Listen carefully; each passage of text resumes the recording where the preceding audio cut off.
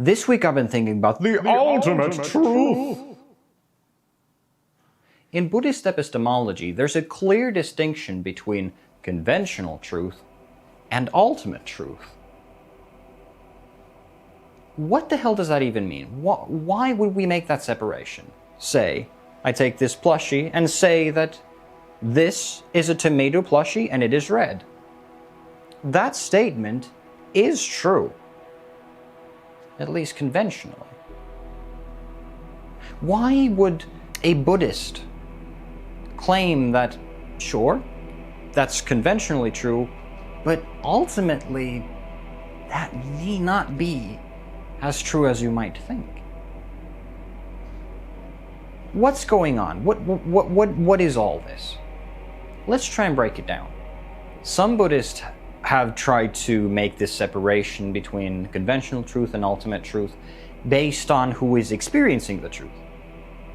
See, an ordinary sentient being experiences reality through conventional truths, but an enlightened being experiences only ultimate truth. Great, that works as a definition, but it's not very practical, is it? If we, as ordinary sentient beings, try to understand what they're trying to get at with this ultimate truth. Look, like I said, I'm just an ordinary sentient being. I'm not a monk. I'm not an expert. I'm just giving you my interpretation of what I've read. So there's a chance that I will misdirect you, or there's also a chance that something will click and you will understand something about emptiness and the ultimate truth through this video. So let's give it a go. First of all, if you know anything about Buddhism, you will have heard about the concept of emptiness. In essence, the point of emptiness is to claim that things are inherently without essence. The fact that this thing is empty means that there is no essence to this cute tomato. Although that does break my heart a little bit. Another way of wording it is that we experience things and we think of things as though they have selves. When I address this plushie, I'm talking about it through the word it. It is red.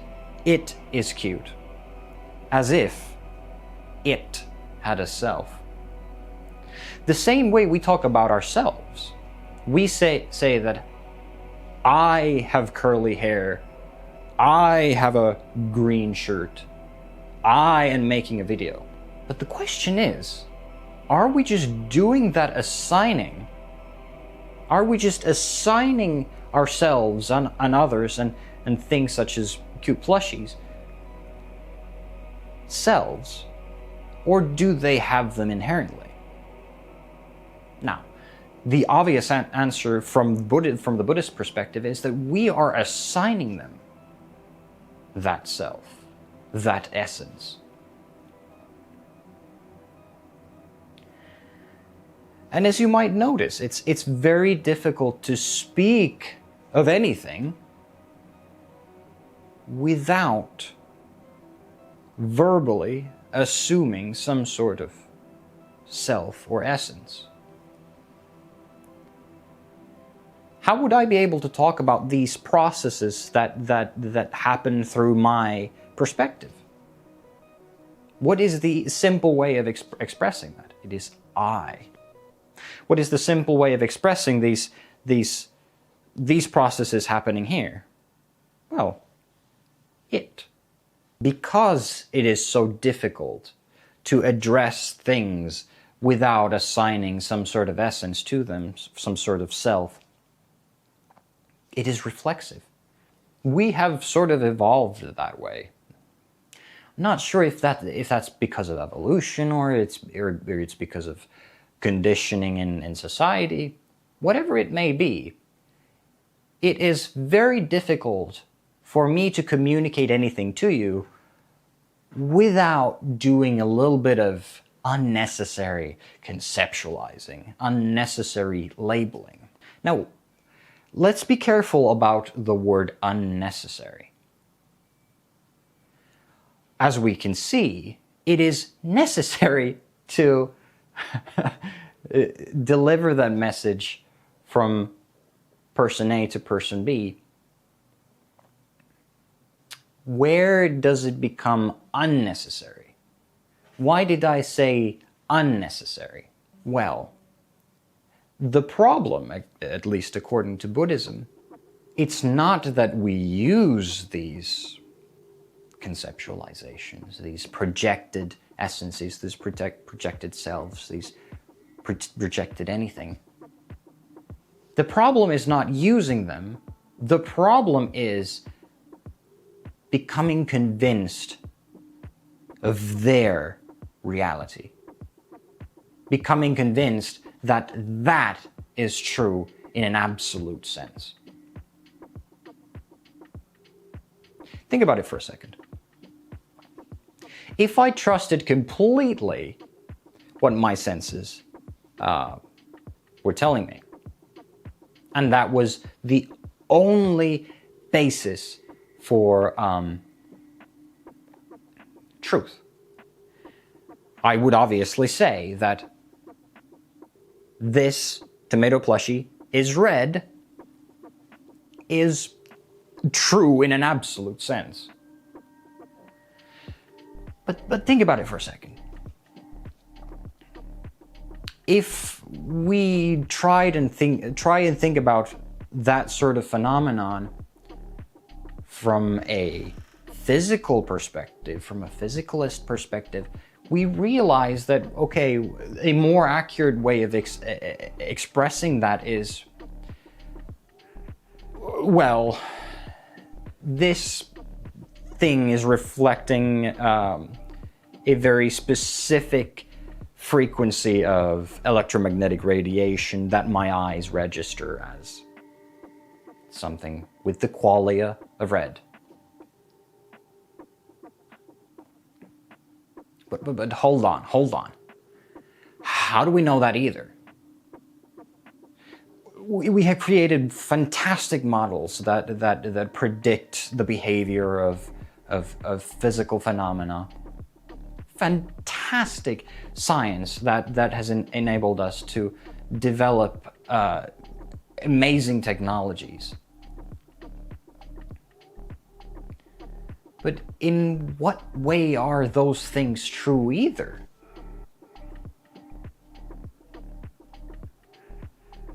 What is a frequency? How do you think about a frequency? Sure, a frequency essentially is how many times a second something occurs. How many times something occurs in a set of time, in a set period of time. That is a frequency. And that is true by definition. That is what a frequency is, but in an ultimate sense, does something like a frequency actually exist? Are they not events? Now, what is an event? What is time? Okay, this goes way out of hand. But as you can see, the fact that we assign some sort of conceptual essence, and believe that is the absolute truth, we might be making a mistake there. So, what is absolute truth from a Buddhist perspective? Simply put, ultimate truth is that which has not been assigned any fictional self or essence. Reality without interpretation. But is that even possible to experience something like that? The skepticism is very granted, it is very justified. But at least according to Buddhist dogma, this realization that of reality beyond essences, the realization of emptiness, is soteriologically crucial.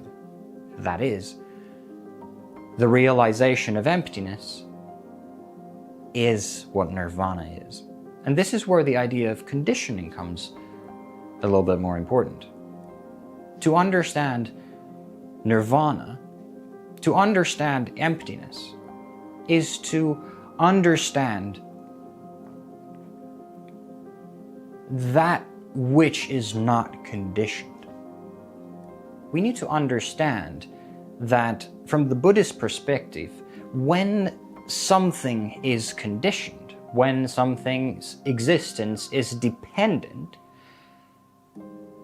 it is empty. That itself makes it empty. Someone manufactured this. Someone made the fabric. Some process made that fabric appear. Some process created those fibers, the molecules, the atoms, the particles, the fields, and then space-time, and that which is not conditioned is not empty, at least in the same way as this is, or I am. There's a little bit of a dispute between Buddhist schools, where some argue for intrinsic emptiness, saying that emptiness is indeed empty itself, and some say that, hold on, this is not the same kind of emptiness. This gets very interesting. And if you are a Buddhist practitioner, first of all, I hope I didn't butcher your ideology. But if you are, I would assume that this is the very core of your practice. So, what about the rest of us? What about those who are not, aiming for total liberation from suffering? Well, I believe this still can help. This is not something that, once you realize, all the way there, before realization, everything is just suffering and everything is just awful, and just right when you realize emptiness, you're liberated and everything's fine. I think it's more like a spectrum. There are possibilities for daily realization, seeing daily glimpses, experiencing daily glimpses of this reality beyond the conceptual, beyond the assigned, beyond the imagined. But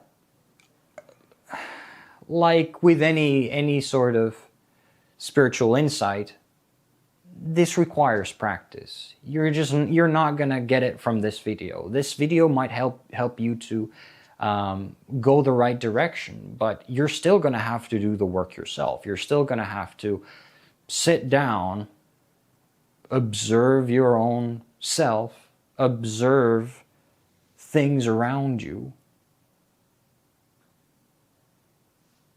and study their essences. Study their non-essence.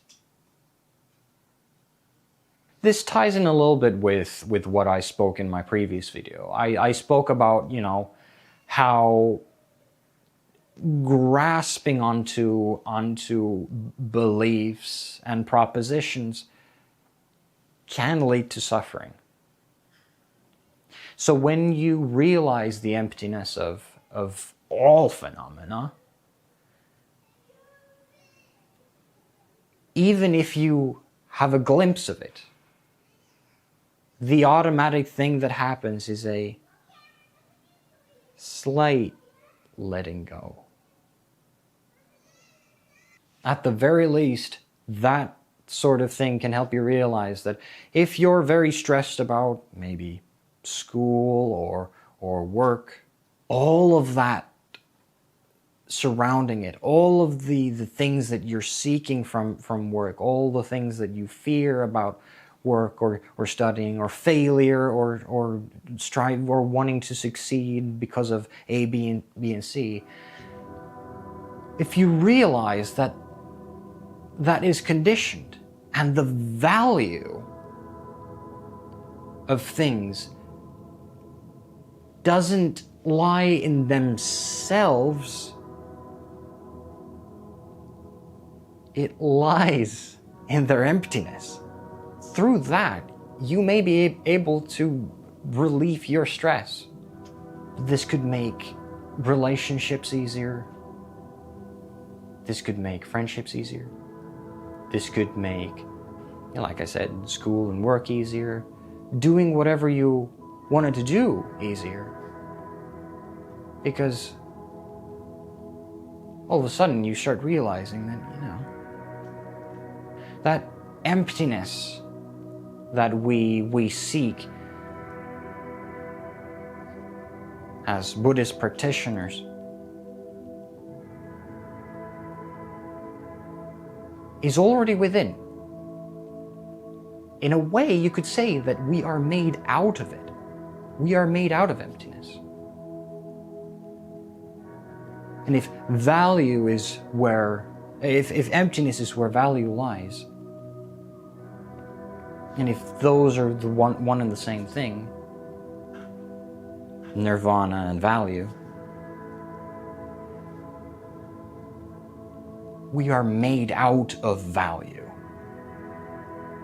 There's no need to seek it from external to you. There's no need to make $1 billion to satisfy or to make yourself valuable.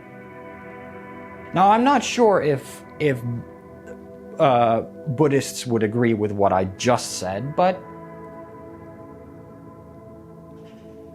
I tend to think it that way. If that resonated to you, all the better. Thank you very much for watching. I make these videos every week, so if you're interested in having a weekly dose of philosophy, esotericism, religion, subscribe, comment, like, join the journey. I am learning along with you. I am no authority. So join the ride. Let's learn together. Thank you very much again. See you next time.